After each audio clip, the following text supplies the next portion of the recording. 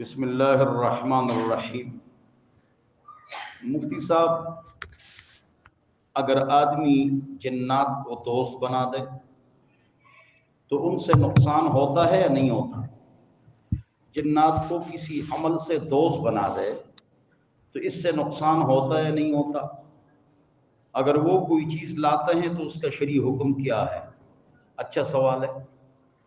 دیکھو، حضرت مولانا اشرف علی تھانوی صاحب اور مفتی محمد شفیع رحمہ اللہ، انہوں نے فرمایا ہے، توجہ، کہ ایک آزاد آدمی کو اگر تم پکڑ لو اور اس کو زنجیر ڈال دو اور زنجیر ڈالنے کے بعد گھر میں رکھو اور اس کو دن رات آپ نے برتن دھونے ہیں، آپ نے گھر کو صاف کرنا ہے اور وہ اس کو روٹی چائے آپ دیں اور اس سے گھر کی خدمت آپ لیں، تو سارے بولو یہ جائز ہے نہ جائز؟ ایک آزاد آدمی کو آپ نے غلام بنایا۔ یہی حال ہے کہ چلے کاٹ کر اور ایسے اعمال ہے کہ جنوں کو جنات کو آپ قابو کر سکتے ہیں، تو ان سے آپ کام لیں گے تو یہ حرام ہے۔ آزاد کو آپ غلام بنا رہے ہیں تو یہ حرام ہے۔ ایک آگے لکھا ہے کہ اگر ایک آدمی جن اس کا دوست بن گیا، جنات اس کے دوست بن گئے، آپ اندر آ جائیں، اندر آ جائیں، اندر آ جائیں، اچھا ٹھیک ہے۔ تو اگر بچے تم اندر آ جاؤ، چشمے والے آپ کے پیچھے، اچھا ٹھیک ہے۔ تو اگر آپ نے جنات کو کیا کر دیا میرے پیارے؟ دوست بنا دیا، انہوں نے آپ کو دوست بنا دیا، جواب ان سے کیا لینا ہے؟ جس طرح عام مسلمان جھوٹ بولتا ہے، کافر جھوٹ بولتا ہے، عام مسلمان اور کافر نقصان پہنچاتا ہے اور خیر بھی پہنچاتا ہے، تو یہ جھوٹ بھی بولتے ہیں اور خیر بھی دیتے ہیں۔ اب ان سے اگر آپ کہیں پیسے لاؤ، فروٹ لاؤ، اور اس طرح ہوتا بھی ہے، تو جواب یہ کہ جنات فروٹ کہاں سے لائے؟ بتاؤ، بولو نا، کہاں سے لائے؟ نوکری کی، ملازمت کی، ہاں، ملازمت کی، نوکری کی، انہیں زمین کو کاش کیا تو کسی سے چوری کیا تو آپ کے پاس لے آئے، تو یہ حرام ہے۔ اپنا تو ان کو جو بھی وہ جنات آپ کو چیز دیں گے وہ حرام ہوگا۔ کیوں؟ انہوں نے کھیتی باڑی کی ہے، نہ کسی کے پاس مزدوری کی ہے، تو چوری کی ہے نا۔ تو جنات چوری کرتے ہیں آپ سے زیادہ، جنات جھوٹ بولتے ہیں آپ سے زیادہ، مسلمان بھی جھوٹ بولتے ہیں، جنات جی آپ سے زیادہ۔ اب وہ تو آرام سے بیٹھ جاؤ، جنات کو دوست وغیرہ نہ بناؤ، اور ضرورت بھی نہیں اور فائدہ بھی نہیں۔ شرح وقائع کے حاشیے میں لکھا ہے، شرح وقائع کے حاشیے میں لکھا ہے، جو جنات کے ساتھ دوستی کرتے ہیں، اعمال سے ان کو کنٹرول کرتے ہیں، تو کہتے ہیں کہ وہ گھروں میں، آپ کے گھروں میں پھر بدکاری بھی کرتے ہیں، آپ کے گھروں میں پھر بدکاری بھی کرتے ہیں۔ اس کا کیا کرو گے؟ اس لیے کہ جو آپ نیک اعمال کرتے ہیں اور گھر میں درد دم درود سب کرتے ہیں، سارے لوگ، چاہے کم نماز پڑھے یا زیادہ پڑھے، آیت الکرسی بھی پڑھتے ہیں، 4 قل بھی پڑھتے ہیں، تو جنات سے گھر محفوظ ہو جاتا ہے۔ آپ نے خود جن کو اندر گھسایا ہے، وہ تو گڑبڑ کرے گا۔ یہ شرح وقائع کے حاشیے میں لکھا۔ اللہ ہم سب کو سمجھ عطا فرمائے۔ میری بانجی نے خواب دیکھا ہے کہ 6 عورتیں ہیں، صفات سفید لباس میں،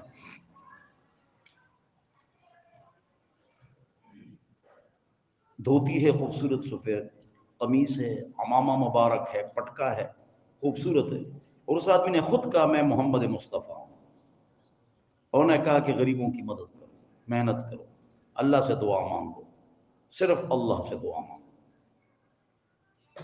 سورہ علق کی 5 آیتیں بھی پڑھ لی۔ بہرحال جس نے یہ خواب دیکھا ہے وہ بانجی نیک خاتون ہے، پہلی بات۔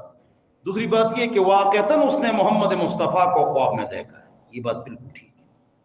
تیسری بات، جو حضور کو خواب میں دیکھے ہر کسی کو نہ بتایا، تکبر آ جاتا ہے، ثواب ضائع ہو جاتا ہے۔ بس آرام سے بیٹھ جاؤ نا، بس دیکھ لیے تو چپ ہو جاؤ اور نیک بن جاؤ، جو حضور کو خواب میں دیکھے صلی اللہ علیہ وسلم وہ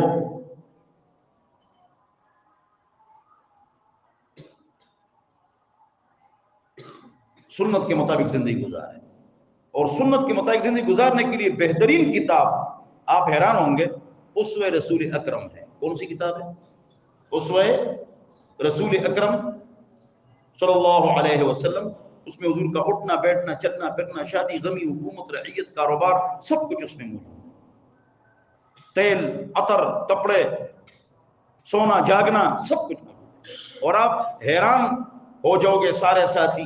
بلکہ تبلیغی خصوصی یہ جملہ سن لیں، تبلیغی حضرات جن کا وقت لگا ہوا ہے، شیخ زکریا رحمت اللہ علیہ جب مدینہ منورہ میں تھے اور مدینہ منورہ میں کئی سال رہے ہیں تو وہ تعلیم کراتے تھے اور 400-500 آدمی تعلیم میں بیٹھتے تھے. تو جس کتاب سے شیخ زکریا رحمت اللہ علیہ تعلیم کراتے تھے، جن کی فضائل اعمال کتاب ہے، وہ اسوہ رسول اکرم نامی کتاب سے تعلیم کراتے تھے. عجیب. اس کا انگلش، اردو، پشتو، پنجابی ہر زبان میں ترجمہ آ چکا ہے. یہ کس نے لکھی ہے؟ آگے سنو کس نے لکھی ہے. عجیب بات سنو، عجیب عجیب. یہ لکھی ہے حضرت اشرف علی تھانوی صاحب کے خلیفہ ہے، انہوں نے لکھی ہے. اور ان کے مرید کون ہیں؟ ہزاروں لاکھوں. 3 مرید بتاتا ہوں، ادھر دیکھو. ڈاکٹر عبدالحی عارفی، اس نے لکھی ہے. پیر کون ہے؟ اشرف علی تھانوی. اب 3 مرید بتاتا ہوں، زیادہ نہیں. نمبر 1 شیخ تقی مفتی تقی عثمانی صاحب. دوسرے مرید ہمدرد دواخانے والے حکیم سعید صاحب.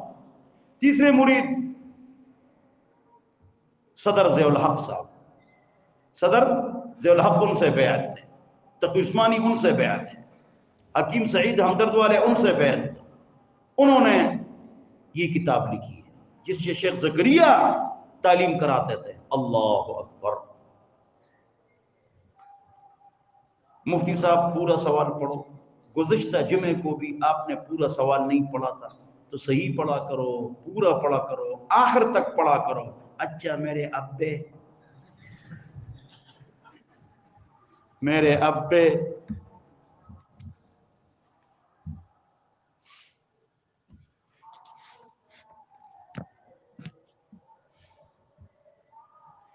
مفتی صاحب بعض آپ سے مسائل پوچھتے ہیں، آپ بیانات کرتے ہیں، لیکن آپ کے سامنے بیٹھے ہوئے افراد اس پر عمل نہیں کرتے ہیں بعض.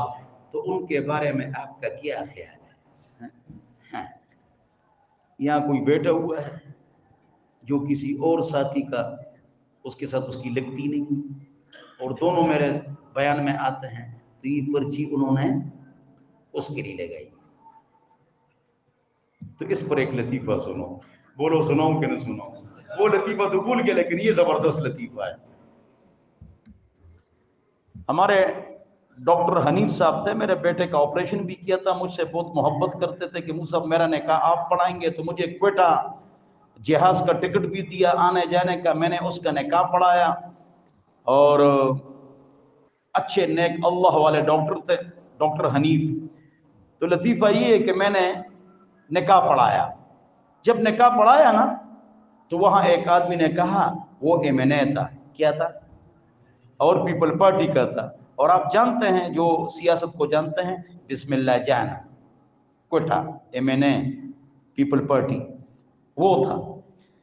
تو جب میں نے بیان کیا تو اس بسم اللہ جان MNA نے کہا میں اس کو نہیں جانتا تھا، وہ بھی مجھے نہیں جانتا تھا.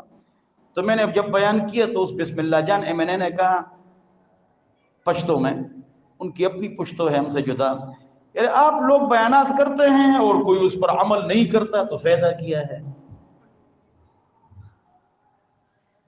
گویا کہ اس نے میرے بیان کی توہین کی اور مجھے نیچے دکھانا چاہا. آپ بیان کرتے کوئی عمل ہی نہیں کرتا.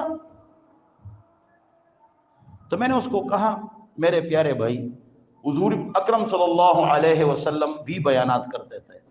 تو کوئی ابو جہل اور ابو لہب ہوتا تھا جو عمل نہیں کرتا تھا؟ کوئی حمزہ اور عباس ہوتا تھا رضی اللہ، دو چچے کافر اور یہ چچے مسلمان، تو کوئی عمل کرتا تھا، کوئی عمل نہیں کرتا تھا۔ حضور کا کام ہے دعوت دینا، تو ہم بھی دعوت کا کام کرتے ہیں، دنیا جہان کے لوگ عمل کرتے ہیں، بعض ابو جہل ہوتے ہیں، بعض حضرت حمزہ رضی اللہ عنہ ہوتے ہیں۔ بولو ٹھیک ہے یا غلط کہا؟ اس نے مجھے کہا مفتی صاحب نہیں مولوی صاحب آپ نے مجھے ابو جہل کہا۔ لڑائی شروع ہو گئی، آپ نے مجھے ابو جہل کہا۔ میں نے خدا کی قسم آپ ابو جہل نہیں ہیں، آپ نے ایک مسلمان ہیں، میں نے آپ کو ابو جہل نہیں کہا ہے۔ کہہ رہے کہا ہے؟ میں نے کہا بعض عمل کرتے ہیں نہیں کرتے ہیں، تو میں نے اس لیے کیا کہ آپ عمل نہیں کرتے ہیں، آپ کیوں اپنے آپ کو ابو جہل بناتے ہیں؟ کہہ رہے تمہیں پتہ ہے ہم پٹھان ہیں، آپ کس علاقے میں آئے ہیں اور میں پٹھان ہوں؟ تو میں نے کہا میں پنجابی ہوں، میں بھی پٹھان ہوں نا، میں بھی پٹھان ہوں۔ پھر میں نے کہا آپ کا نام بسم اللہ جان نہیں ہونا چاہیے، آپ کا نام اعوذ باللہ جان ہونا چاہیے۔ حالانکہ تو ہی میں نے ہے تو میرا باپ تو نہیں ہے، چل بوسڑی کے، یہ کراچی والوں کے الفاظ ہیں، چل بوسڑی کے، یہ کراچی والوں۔ پردہ دار عورت کزن سے بات کر سکتی ہے، پردہ دار اور غیر پردہ دار کزن سے بالکل بات نہ کرے۔ دنیا میں سب سے زیادہ پردہ دیور اور کزن سے، یہاں سے سارے کام خراب ہوتے ہیں۔ لڑکی بہنوں ہی سے بھی بات نہ کرے۔ بے سالی اچھی لگتی ہے، بیوی اتنی اچھی نہیں لگتی، اس لیے کہ حاصل کی قدر نہیں ہوتی، جو چیز حاصل ہوتی ہے اس کی قدر نہیں ہوتی۔ بیوی حاصل ہے اور سالی غیر حاصل ہے، اپنے حاصل ہے بہن اور کزن بہنیں جو ہیں وہ غیر حاصل ہے، ادھر بدکاری کا شعبہ نہیں، یقین ہوتا، یقین تو نہیں کہہ سکتا ہوں، ظن غالب ہوتا ہے، لہذا ان سے بات چیت کرنا، سفر کرنا، ہنسی مذاق کرنا یہ حرام ہے، بے غیرتی ہے۔ اللہ ہم سب کو سمجھ عطا فرمائے۔ گاڑی دے کر فکس ریٹ لینا، کیا مطلب؟ کسی کو گاڑی دی، روزانہ مجھے 600 دو یا ماہانہ 10,000 دو تو جائز ہے، اور کیا پوچھتے ہو؟ کیا انٹرنیٹ کی رقم سے ڈیبٹ کارڈ سے چارجز منہا کر سکتے ہیں؟ جائز ہے، جائز ہے، جائز ہے۔ خیال کرو زیادہ پیسے مت لو، پھر بعد میں آدھی پھنس جاتا ہے۔ غیر مسلم گھر میں نماز جائز ہے، ان کے ساتھ کھانا کھانا جائز ہے، ان سے کاروبار کرنا کافر سے جائز ہے، ان کے گھر میں نماز پڑھنا جائز ہے، ان کی عبادگاہ میں نماز پڑھنا جائز ہے، ان کے ساتھ کھانا کھانا جائز ہے، ان کے ساتھ کاروبار کرنا جائز ہے۔ ایک کافر وہ ہے جو اپنے آپ کو مسلمان کہتا ہے اور ہے کافر، قرآن میں تحریف ہوئی ہے، میں حدیث کو بالکل نہیں مانتا، ختم نبوت کی نہیں تشریح، ان کے ساتھ کھانا پینا، اٹھنا بیٹھنا، چلنا پھرنا، شادی غمی، کاروبار سوارا۔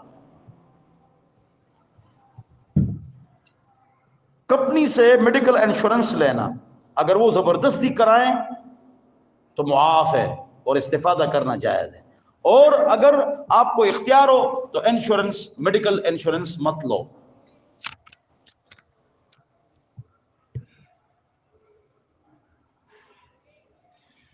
میرے پیارے مفتی صاحب، یہ تبلیغی جو بزرگ ہیں یہ حوالہ تو دیتے ہیں امر بالمعروف والنہی عن المنکر، تو امر میں تو زور ہوتا ہے، زبردستی ہوتی ہے، غصہ ہوتا ہے، ڈنڈا ہوتا ہے، تو تبلیغی نام لیتے ہیں امر بالمعروف کا اور نہی عن المنکر کا، تو یہ تو حکمران کرتا ہے۔ علمی سوال ہے، کسی عالم نے سوال کیا ہے، تو یہ تو حکمران کا کام ہے ڈنڈا مارنا، ہاں؟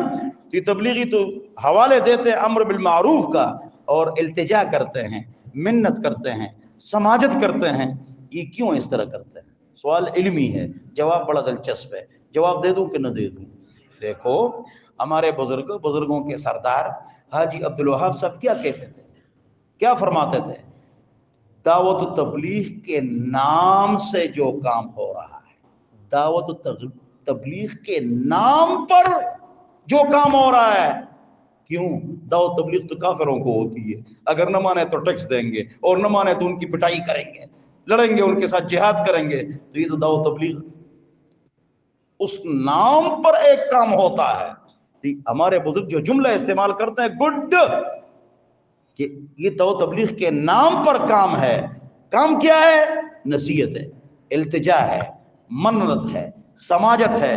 یہی حال امر بالمعروف نہی عن المنکر کے نام پر یہ کام کرتے ہیں اور بڑے کامیاب جا رہے ہیں، اور پرچی لکھنے والے اور میں ہم ناکام جا رہے ہیں اور تبلیغی کامیاب جا رہے ہیں۔ انہیں علاقوں کو بدل دیا، لوگوں کو بدل دیا، اور پرچی والا اور میں ہم فضول لوگ ہیں۔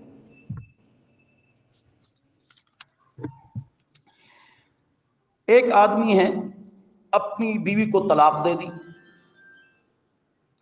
اور صحبت نہیں کی تھی، جواب ایک طلاق ہو گئی، ایک طلاق ہو گئی، بائن، دوبارہ نکاح پڑے گا، دوبارہ نکاح پڑے گا۔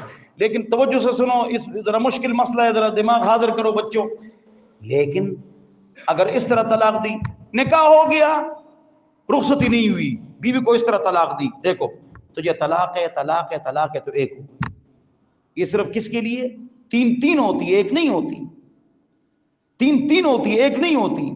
لیکن یہاں پر نکاح ہو جائے، میلاپ نہیں ہوا ہے، اور آدمی الگ الگ طلاق دے دے، تو یہ طلاق ہے، طلاق ہے، طلاق ہے، تو ایک ہو گئی، one is gone, two is left behind, ایک طلاق چلی گئی، دو باقی ہے۔ لیکن اگر اس کو اس طرح کہا تجھے تین طلاق، تو تین ہو گئی۔ اگر الگ الگ کہا تو ایک واقع ہوتی، لیکن کس کو رخصتی اور مصری نہیں ہوئی ہے۔ ایک آدمی کی بیوی ہے، میلاپ ہو چکا ہے، چاہے اب یا بعد میں یا پہلے جب بھی ہوا ہے، اور اس کو چاہے کٹی دے دے یا الگ الگ دے دے، تین ہوتی ہے۔